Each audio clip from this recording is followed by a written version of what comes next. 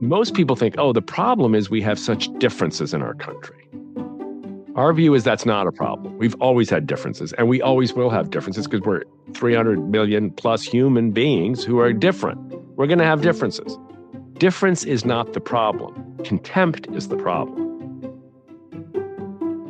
When you look at the burnout ratios for teachers, which have got increasingly worse almost every year, the last 10 or 15 years, the percentage of teachers we're losing within 5 years of starting their careers because of what? Feeling isolated, overwhelmed, under attack, underprepared, all those things. Almost none of them have to do with whether the teacher didn't feel like they knew how to teach biology. It's all relationship issues. It's all social issues. It's all threat and contempt issues. How do you diffuse contempt in the culture of a school? We actually have some really good solutions around that. When I look to the institutions of this nation and I look to who and where are there people who know that everybody deserves a chance, where are the people who know that hope and development are the actual work of community building, of nation building, where are the people who trust that new ideas can emerge? It's schools. Hi, everybody. Welcome to another episode of Courageous Conversations about our schools. This is your host, Ken Futernick, and my guest today is someone many of you have probably heard of. He's a member of the Shriver family and therefore the Kennedy family. The family tree is fascinating, but let me just say that one of his uncles is John F. Kennedy, another is Robert F. Kennedy, one of his cousins is Robert Kennedy Jr., who was recently nominated by President-elect Trump to head up the Department of Health and Human Services. I'm honored to introduce my guest, Tim Shriver. Tim, welcome to the podcast. Thank you for having me.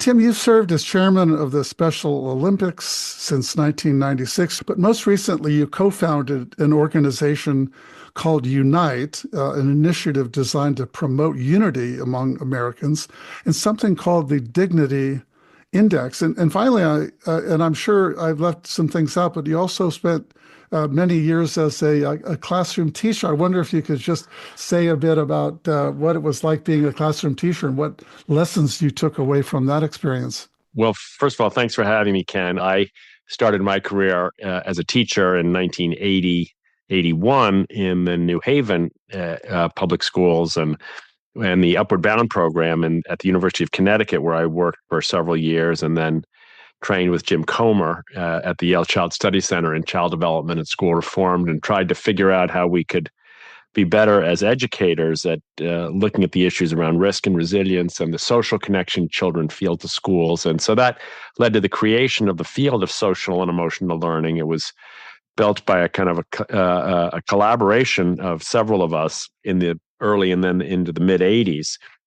So my first career, my training, my professional shaping came as a teacher and then as a curriculum supervisor in a small urban district in the United States. So that's where I kind of cut my teeth as an adult, and then moved from there into the Special Olympics movement. But when you asked me about teaching and being a teacher, I'd say, first of all, some of the most powerful, if not the most powerful professional relationships of my life were shaped by the mentors I found there, people like Bob Brown and Red Verderame and Ben Hunter. These were all principals, assistant principals, guidance folks, leaders in and around the school systems, and the kids who really taught me, some of these expressions you hear as a teacher. It's not how much you know, it's how much you care.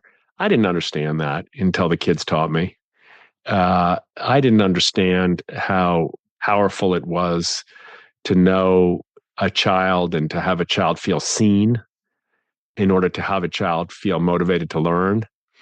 I thought, rigor and excellence and hard work and determination were the critical things, and mastering content. And I was, determined to help my students do all those things. And those things weren't wrong, but they were missing an element of relational trust. They were missing overcoming the fear that many kids face in their communities, the anger, the hostility, the sort of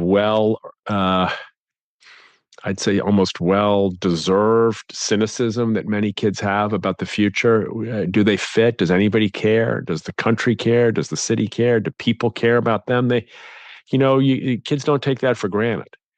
And I learned that, when we can unlock the trust and the strength of a relationship, then we can do almost anything when it comes to learning academic material. But if we don't focus on strengthening if we don't have strong relationships, we can't teach anything. The brain won't let us. We know this now from neuroscience. So I learned a huge amount at the seat of the 15 and 16 and 17-year-olds who taught me when I was a teacher, and the mentors who believed in me when, honestly, there wasn't a lot to believe in. I wasn't very, anybody who's listening to this can remember their first year teaching, second year.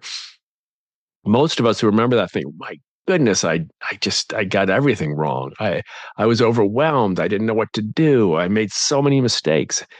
And, when I was in that situation, feeling that way, there were teachers who were like, no, you got this, you can do this. And made me laugh and made me, listen, and made me keep coming to school a little earlier and staying a little later and trying a little harder. And, unlocked a huge amount of hope and possibility in my life. And I'll always be grateful for those years. Yeah. I have another podcast called Teacher Stories, and it really created it about 5 or 6 years ago to hear stories like the ones we were telling there, to find out what is it. We sometimes forget that the teachers have an incredibly profound impact on our lives and our communities, and we sometimes forget to go back and thank them. And I just wanted to collect stories from people about teachers that have made a difference. But I once interviewed a guy who's a writer, has been writing about education for years, Alfie Kohn, he lives up in Cambridge in Massachusetts, and he's written a lot about teaching. I said, Alfie, what is it that you think are sort of common elements of great teaching? And I said, what I found, Alfie, is almost every student I've spoken to who talks about a teacher that made a difference is how much they cared about them. And he said something that I thought was quite important, and it's relevant to what you and I are going to talk about today. He said, not only do great teachers care about their students, they care unconditionally. And I'm thinking about a person I interviewed a few weeks ago for this podcast, Aaron Stark. Aaron Stark was almost a school shooter. And it was a friend of his who, during a very, very turbulent time when he had figured out a way to get a gun that could kill a lot of people, and he was almost going to commit this heinous act. And his friend, who didn't give up on him, said, "You are a good person with a crap life." And he just broke down and cried and decided this one person who cared about him unconditionally was reason enough for him not to kill people. And he had a line that he shared with me. And he said, what we need to do is to convince people to give love to the ones that you think deserve it the least because they need it the most.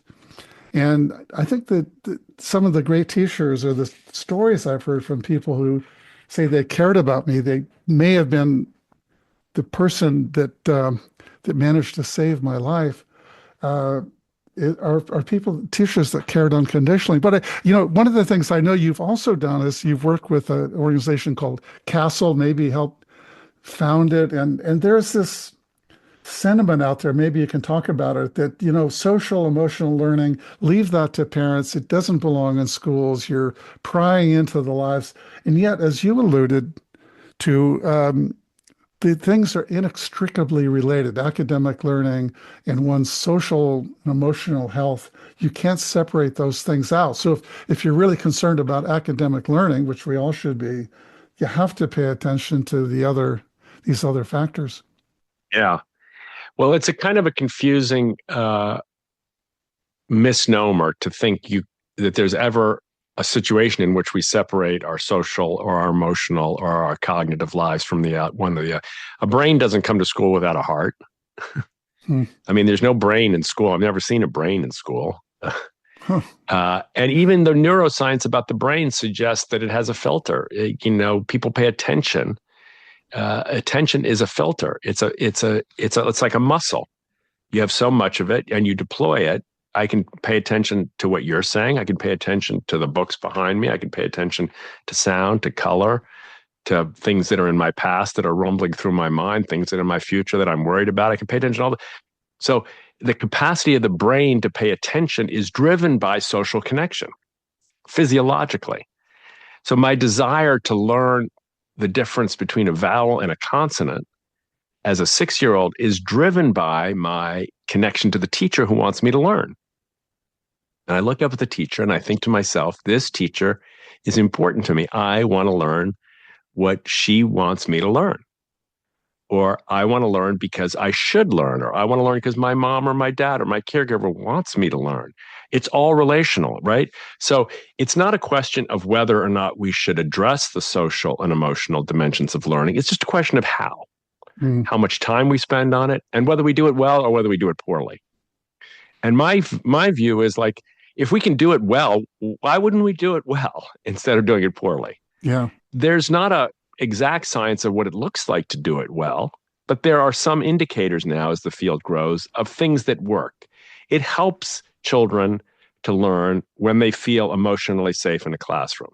It helps children to learn when they feel like they can manage their own feelings, when they can self-regulate. It helps children to learn when they think other kids care about them and they care about other, when they have friends. These are all active contributors to academic achievement, to the brain being able to lock in on how to learn, on how to read or how to memorize the periodic table of the elements, or how to know the dates of the Civil War, whatever it is.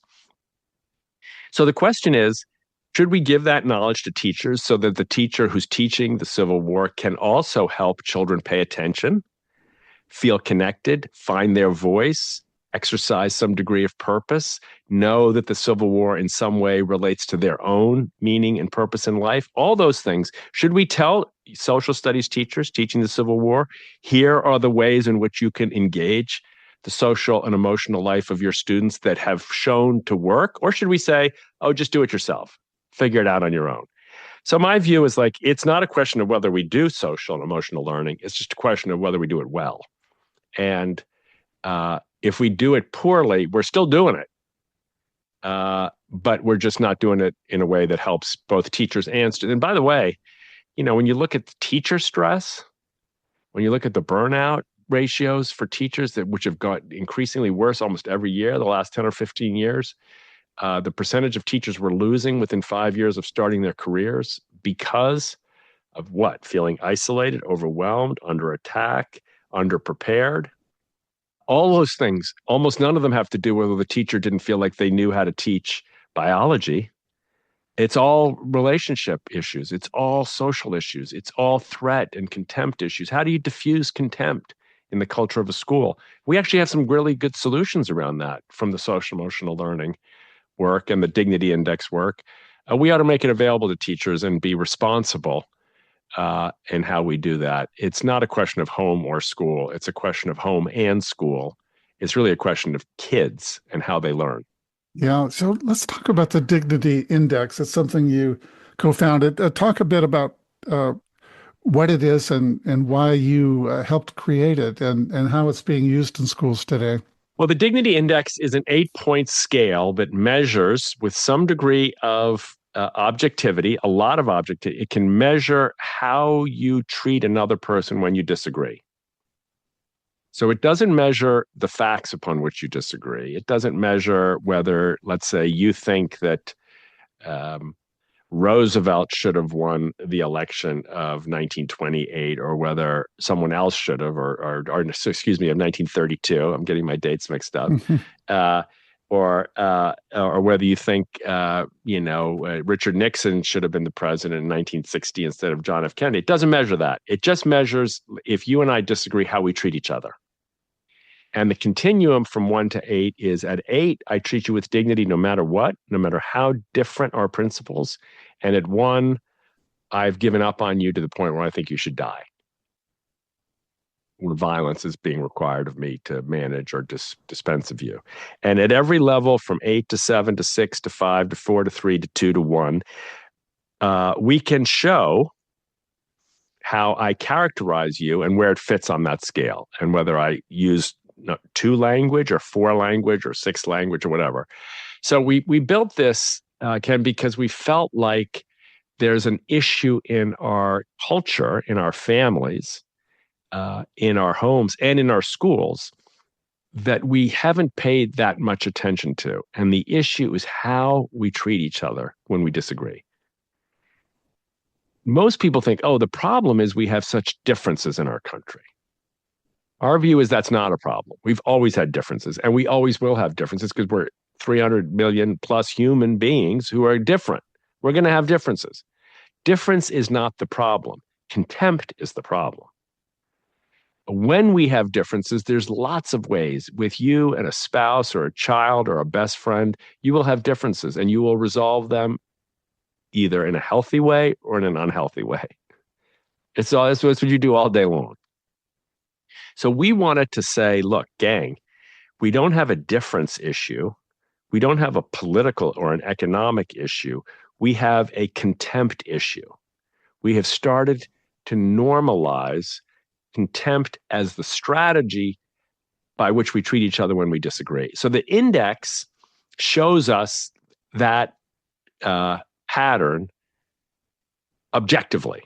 Mm-hmm. But what it also does, and what's most exciting about it as we've worked with it over the last 2 years, is that it mostly has what we call the mirror effect. And you'll see at the 2, I think those people are evil. They're going to ruin our country if we let them. It's us or them. And I think to myself, well, that's the way I talked about the other political party last night at dinner with my friends. I was saying, those people are evil. And so I say, okay, I scored a 2. And then what typically happens is people think to themselves, I don't want to be that kind of person. I could have said something like, I fully engage with the other side, and I want to discuss values, even the values we don't share. And I want to be open to admitting mistakes. And I want to try to change other people's minds and my own too. That's a 7. I didn't change my opinion on whether or not to build a wall, or whether or not how to manage immigration, or how to manage funding for education. I stuck to my principle. I can stick to my principle, but still treat people like 7s. So what it has as an effect is it almost turns from a scale into a skill. And so on the back of our little card, we list skills like how to be curious and not furious. So how to show curiosity in a conversation is almost invariably a way of treating the other person with dignity. How to listen better, listen to hear, as we say, not to respond. Listening to someone, really trying to hear them instead of trying to respond to them, is another way of showing dignity to people. It doesn't change what you think of what they're saying. It just shows them some dignity. So we have the scale on the one side of this little toolkit. This is a 1-page toolkit. Teachers like this kind of stuff. Keep it simple, make it easy to use. One side, we have the scale, very easy to learn. Other side, we have the skills, easy to teach if you've got these access to these kinds of lessons. So schools, we didn't design this for schools. We designed this for politics, actually.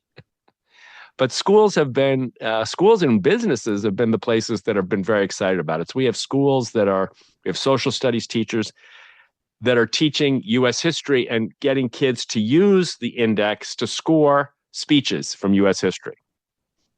So you read the speeches of Lincoln or William Jennings Bryan or Theodore Roosevelt or Sojourner Truth or Harriet Tubman or, Martin Luther King Jr. or Franklin Roosevelt, and you score them. You can take this out, and the students learn how to dissect the rhetoric in the political history, looking for whether this particular figure used dignity or contempt in the course.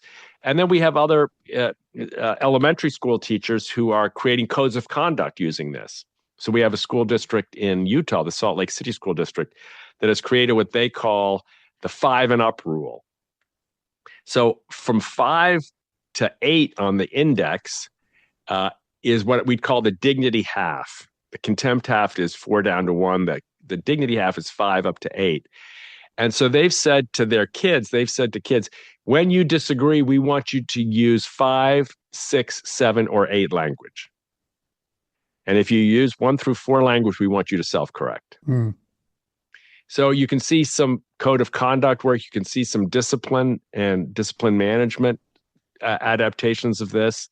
We've got school boards that are asking us, could you please come and train people that come to present at school boards on how to use dignity language when they're fired up and angry about something, not to attack and dehumanize and humiliate people on the other side of an issue. So we've got some traction there too. So there's a lot of really exciting ways in which this pretty simple framework and measurement tool can act as a pretty powerful teaching tool also, I think. Yeah. I hope. I've got a load of questions that I have, and I'm curious about as I'm coming in at above the 4 level with my curiosity. Thank you. Well, here's one, and I suspect my listeners are probably a lot of questions too, but I'll try to imagine what those questions are. But let's say we have a student who comes in at level 4 on your index, which is, as I read it, mocks or attacks the side's background beliefs or commitment. So that's just below the middle point. But what if the mocking is just plain bullying and it has really nothing to do with another kid's position? It's just done to get attention from your peers, or it just feels good to feel better than someone else or to put someone down. I mean, that's certainly treating others without dignity. But I wonder, does the index or the strategies you have on the reverse side of the card address that kind of behavior, those undignified ways of acting? Well, look, I mean, here's the thing. As one 8th grader said to me when I was visiting her school in Iowa, she said, I'd asked her a lot about bullying in her school. And she said, our school's pretty good. You keep asking me about bullying, but if you want to know where the bullies are, look at the adults. She said, adults are the bullies. So she was saying to me, if you want to look at 4 and 3 and even 2 language, turn on the news. And you'll find United States senators, congressmen, governors, presidents of both parties who are using bullying language. So it's not just a 5th grader on the playground. It's all of us. And you're absolutely right. We do see. So the way in which the index can help in this situation, first of all, if kids learn the index, and they can learn it quite quickly. This is not something that's going to take 65 lessons of, classroom time. They can learn it in really half-hour intervals quickly over maybe the course of even a few days. They start to recognize it, and they start to be able to say, like, this happened to me. I was in a meeting the other day with a bunch of senior leaders at a university, and I said something, and the woman who was the dean of students said, Tim, you just used 3 language. I was like, you're right. I just used 3 language. Thank you for reminding me. Let me try to rephrase that. So people become familiar. They have a language to address the bully.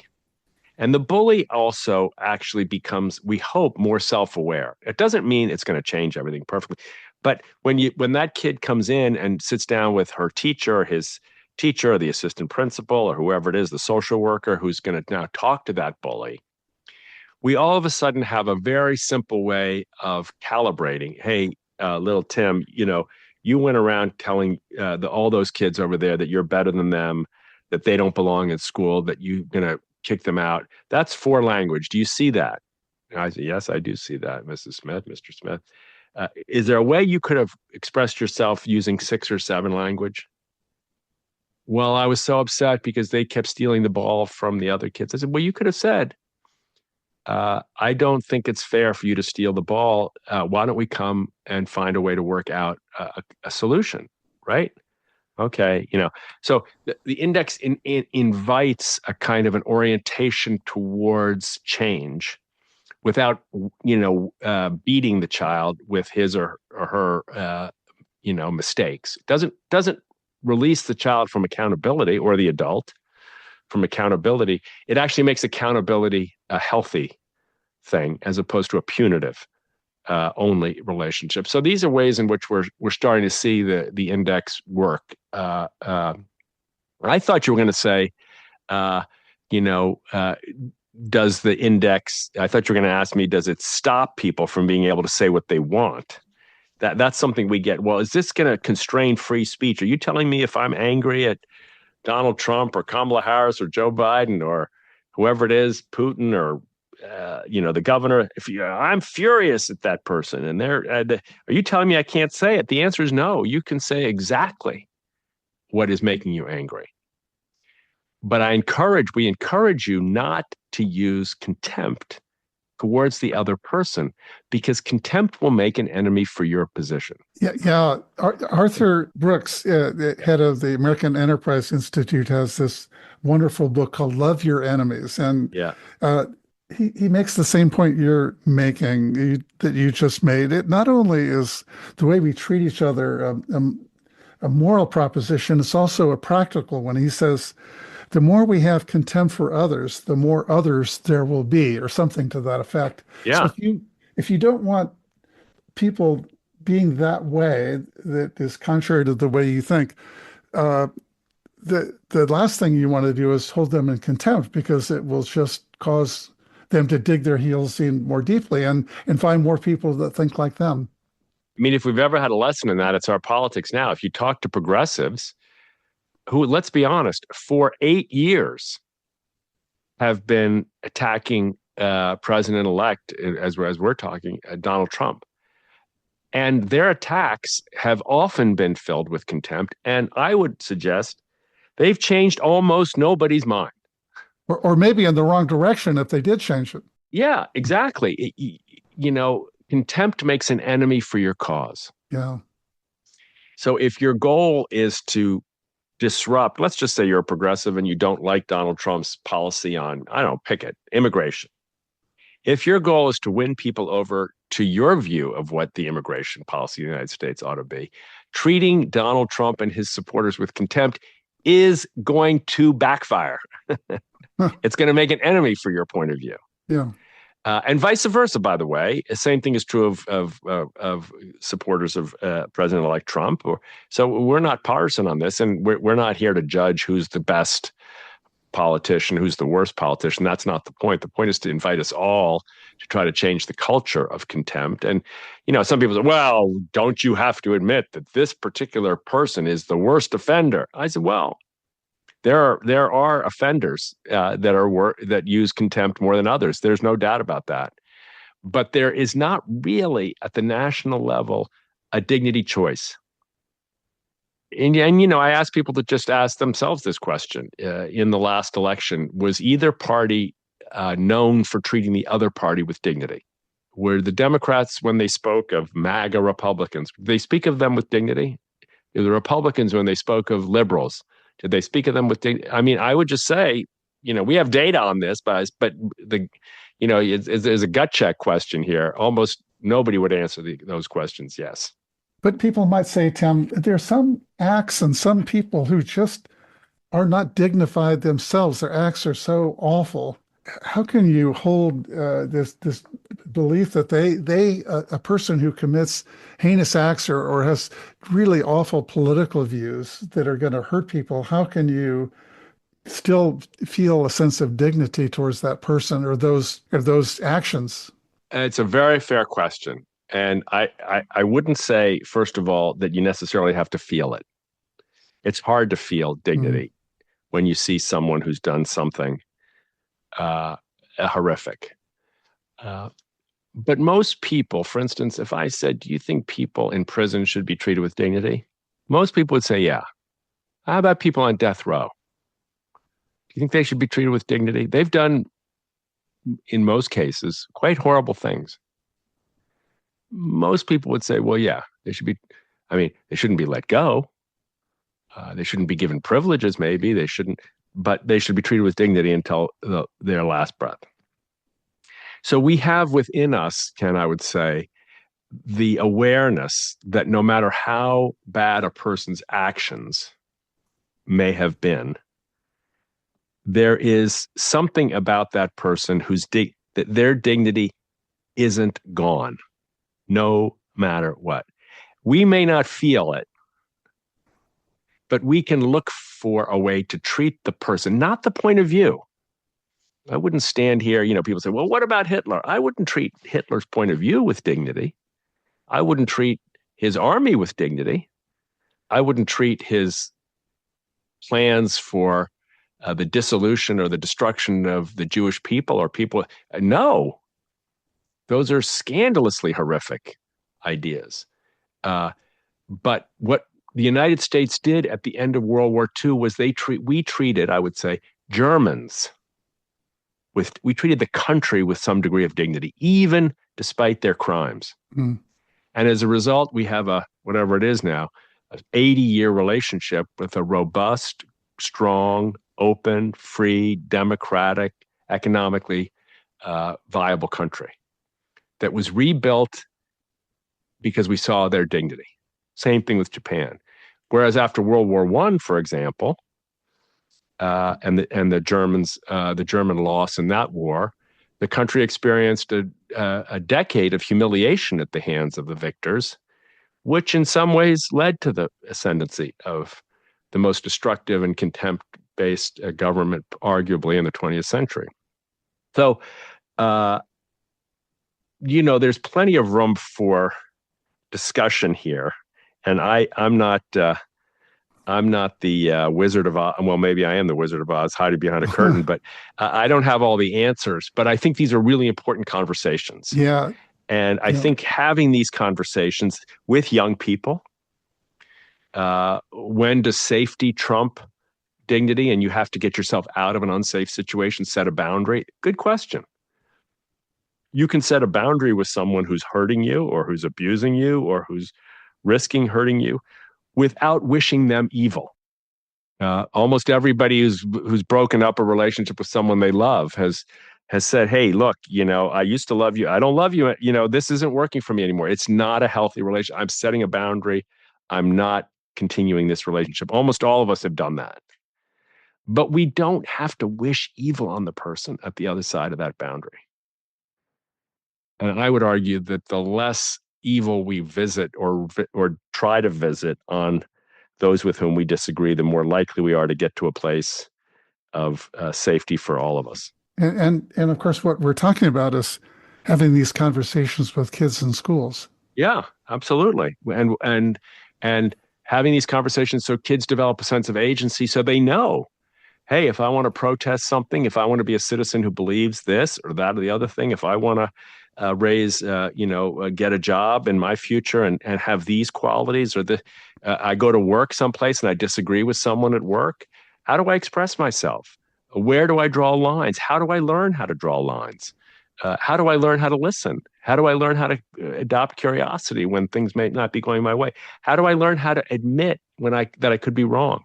I think part of the conversation is convincing, well, first the adults in the school and maybe parents, that this is worth doing in the first place, and why and how you deal with this dilemma. How can I feel or have a sense of dignity towards others whose views I really don't like? And I think what you're describing is an answer to that question. And that there are practical reasons or moral reasons and good reasons to consider a different way. And then to begin having those conversations with kids who are going to object, to say, why, when that person continues to hurt me, why should I feel that they have dignity? And that there's a conversation to be had about it. I just wanted to throw one more little story. You may be familiar with this guy, Daryl Davis, but I'm going to be interviewing him, I think, right after in just a few weeks. But here's a guy, a black man who's a very accomplished musician, played with some of the great musicians, Chuck Berry and Jerry Lee Lewis. He's playing music in a club in South Carolina, and this white guy comes up and starts a conversation, and they get to know each other a little bit. And it turns out the white guy is a member of the Klan, and Daryl does not reel away from that. He It's hard to imagine him having the conversation, but he does, and he ends up getting this person to question their commitment to this hateful ideology, and eventually quits the Klan and gives him his robes. And then over the period of many years, Davis continues to interact with all kinds of Klansmen, including the Grand Wizard, who over 200 of them end up renouncing this ideology and handing their robes over through listening, through being curious, and maybe the most important thing at the center of it all is having a sense of dignity towards these people who have heinous views and commit heinous acts. I mean, he's a perfect example of the practical and effective way in which dignity actually does disrupt the culture of contempt. Hmm. And I think most of us think, certainly when I was growing up, when I was teaching in New Haven, there was a small but terrifying Klan presence in a neighboring town. And, my view was outrage, and protest and scream and yell and carry placards and stop them and don't allow them to. I don't know that I changed any of their minds about anything. Daryl listens, looks, I almost would say, and I think he uses this language, tries to love. Most of these are men. As he discovers men who've been beaten up themselves emotionally, physically. And, he listens enough to them where they go, oh my God, this is a terrible, terrible mistake I'm making by belonging to a hateful cult. So, this sense in which our intuitive reaction to things that offend us is to be offended and to be angry and to be violent almost in response, emotionally or physically violent. The message here is we just rethink that, because most of the time it doesn't work. Even, I got to tell you, I went up and presented on this stuff at West Point, and I thought to myself, wow, here's the America's finest young men and women who are training to be warriors. And they're going to think to themselves, what the hell is this idiot Tim Shriver coming here telling us about? Don't use contempt, or don't end up in the one where you're killing people. That's their life. They got it immediately, Ken. They were like, this is critical because we are trained to use violence in this most strategic way possible, affecting the smallest number of people possible for the shortest period of time possible with the least destruction possible. Everything we do is to try to minimize the use of contempt and violence so that we can stop it in the future. So they weren't all of a sudden saying, hey, how dare you? They were saying quite the opposite. It's very, and they would argue, and I think most people would argue, there are moments when a one or a two strategy is necessary.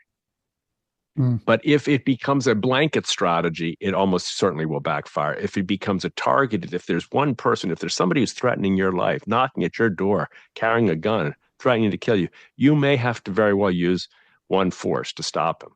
But if you start shooting everybody on the street and go to his home and kill his family, and then kill everybody he's known and his teachers and his cousins and his neighbors, then you're creating a culture in which violence is met with greater and greater violence. Revenge breeds more need for revenge, and you have a situation like what I would say we almost have now, which is contempt becomes glorified and rewarded, and it makes all of us less happy and less healthy. Yeah, I've heard people that I know say, "Well, we're fighting the good fight," and I have come to this realization myself that the good fight is only the fight that accomplishes something you care about, and just fighting for fighting's sake, arguing for argument's sake. You can turn to your friends who agree with you and say, "Well, we did that," and there's some pleasure you get, I think, in the camaraderie you get out of fighting the so-called good fight. But if it doesn't really change anything, in fact, if it makes it worse, it's not a good fight. Oh, it's not only not a good fight, but I just wonder. I mean, I grew up on fighting the good fight, and we're fighting for our candidate, we're fighting for our cause, and we're fighting for our country. And I just wonder whether that's the right metaphor. Mm-hmm. Can't we work for social justice? Can't we give our souls and spirits and our minds to causes? Can't we enlist each other in building corps of allied friends who are trying to bring about a new reality? Do we have to always be fighting? Do we have to be weaponizing every metaphor? Do we have to be taking down and destroying or breaking? And there's a lot of violence in that language that, you're right, it's kind of maybe makes us feel excited. Oh, let's go for the fight. Come on, everybody organize.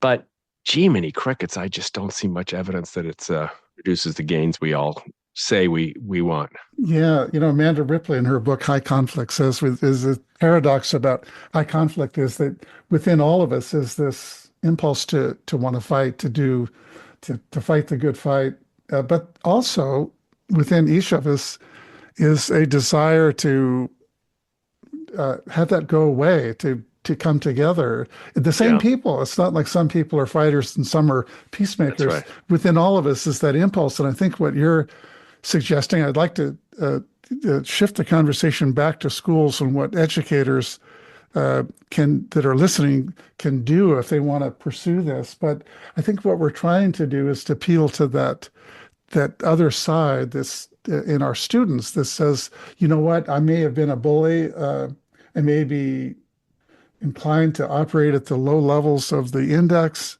but you've suggested a different way of being, and I'm going to think about that. And so share a story or two, if you have one that you can share, of where this has been used by a teacher or maybe school-wide, where they've used the index, how they've used the index, and what difference it's made. And then so that people listening that are educators can come away and say, I want to do that as well. I want to do that at my school. Well, there's a couple of things. So thanks for asking. First of all, let's go from the top down. In Oklahoma, the governor of Oklahoma, Kevin Stitt, has committed himself to using 5 and up language. And his communication team checks actually with our team when they're issuing statements, says, is this a 5 or higher? Because the governor says we have to be 5 or higher.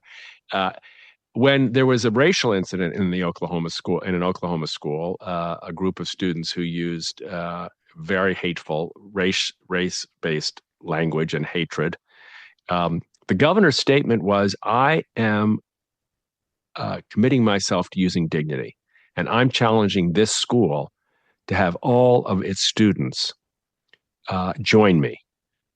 And I want those students who, I'm now extending his language, I want those students who are guilty of this problem to realize that we don't condone it, we won't accept it, and we demand dignity language. That's a governor speaking to kids. To me, that's very powerful. We have superintendents. I mentioned in Salt Lake City, where they've adopted a 5 and up strategy for the school district. They want the code of conduct in the schools for teachers and for students to be 5 and up. We have one teacher I mentioned earlier who's teaching social studies using the Dignity Index as a teaching tool in social studies. How do I use this to help kids get excited? Like, you could do this with characters. You could use the Dignity Index to analyze Hamlet or Macbeth or To Kill a Mockingbird or other pieces of literature, even in 2nd or 3rd grade literature, short stories. So we've seen people using it to bring a kind of a vigor and a lens of excitement to kids as they're studying existing academic content. And then, as I was talking to the superintendent in Hamden yesterday, he wants to actually start teaching the index as a skill. So like just a didactic focus on how to recognize dignity and contempt in yourself and others, and how to grow when you find yourself in a position of contempt. So we're going to work with with the faculty there. I hope that he's going to select to actually write lesson plan units for probably like a K3 unit and a 4-8 unit and a high school unit where teachers can adapt it and put it in their classroom. So it really covers the range from codes of conduct to discipline strategies to didactic instruction to infused academic instruction. There's lots of, but we're in early stages. So if someone's listening to this going, wow, I'd love to be involved in that, get in touch with us. We're building kind of teams of practice. We're not going to go back into some lab somewhere and do all this for schools. We're going to work with schools to actually do it in ways that teachers want and need and feel will help them achieve their goals. So we're looking for staff development volunteers, curriculum writers, administrators, teachers, parents, pupil personnel folks who want to be involved in this and can help us figure out how to make it useful and powerful. Tim, I myself might want to be involved, and I know some people Good. that have done things like this. But the reason I say that is that the last episode we published on this podcast was about DEI, diversity, equity, and inclusion, why it's gone off the rail, why it's been pulled from mission statements.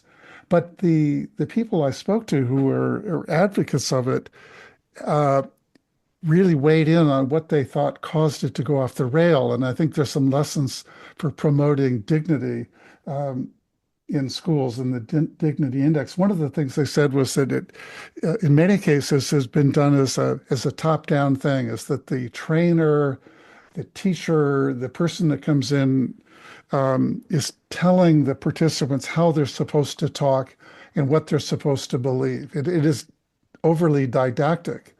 But what they have been doing, at least one person, Shauna Pitt, a woman who is an assistant superintendent at the Sacramento County Office of Education, is that they meet with their peers and they read biographies, they read stories about people, and they share their own stories. And so they sit at the same level.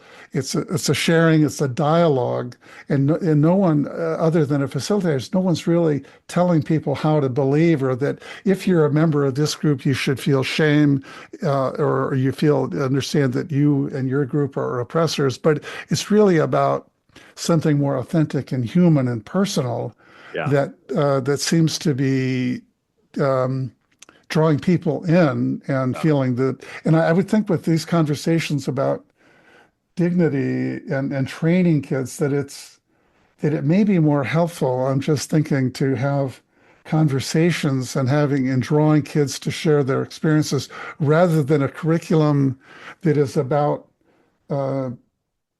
telling people why this is important and what they need to do to be that kind of person, which sometimes causes kids and adults to resist it if someone's telling them how they're supposed to be.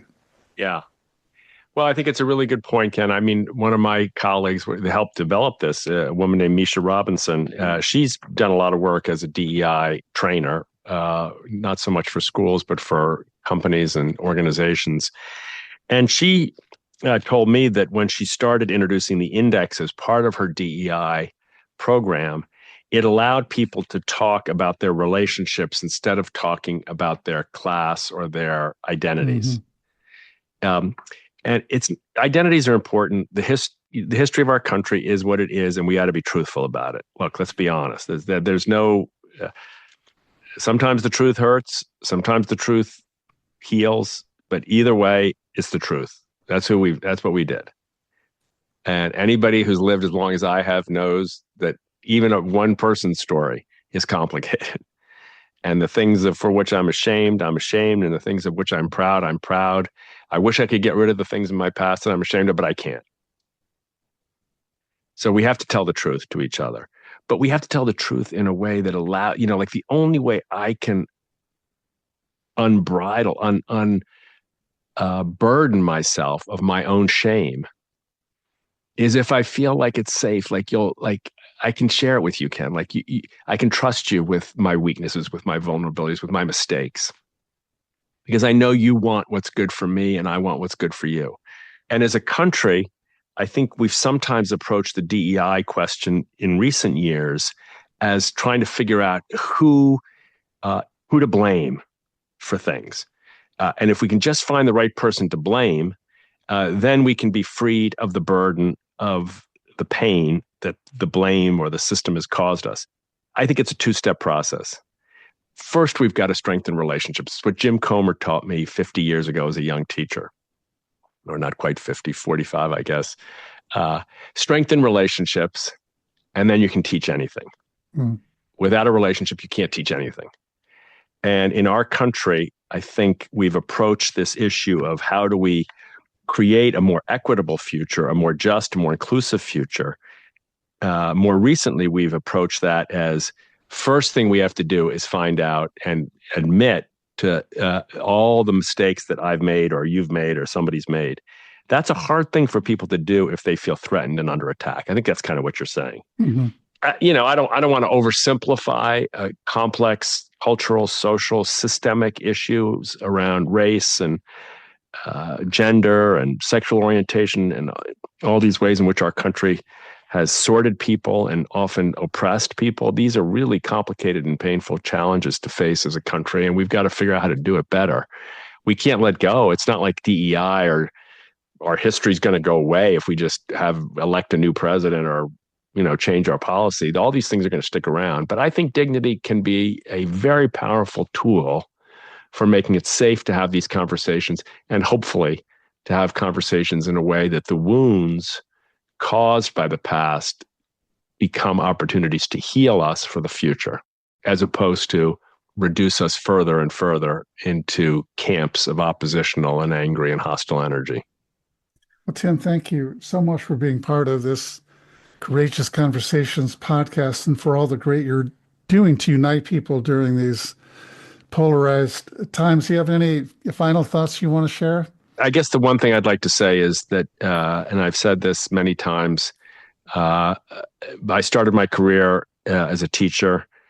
When I look to the institutions of this nation and I look to who and where are there people who know that everybody deserves a chance, where are the people who know that hope and development are the actual work of community building, of nation building, where are the people who trust that new ideas can emerge? It's schools.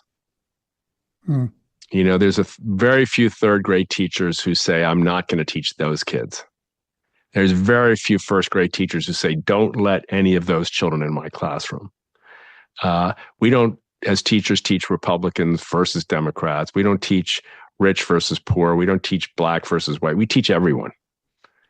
It's this fantastically development and future and inclusive oriented profession. And it is the profession and the people doing it that get far, far too little credit, who work so hard, but in my view, who have the gifts necessary for changing our culture. And I'm just really honored to have at one point counted myself amongst the teachers of our country, and now count myself as not just someone who admires them, but who hopes to help them do their job better.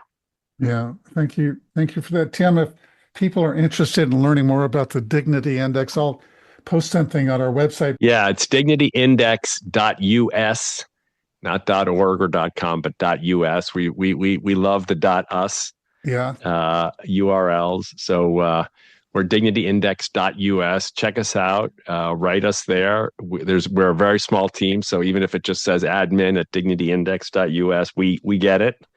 And we're like I say, we're building a collective or a collaborative of shared interest educators who want to work on this, and we'd welcome folks who are listening, including you, Ken, to join us and work with us to try to see if we can make this helpful to our kids and to our communities. Thanks so much, Tim. Well, for those listening to this conversation, you can find it in all of our episodes at schoolconversations.org and on your favorite podcasting platforms. So long, everyone.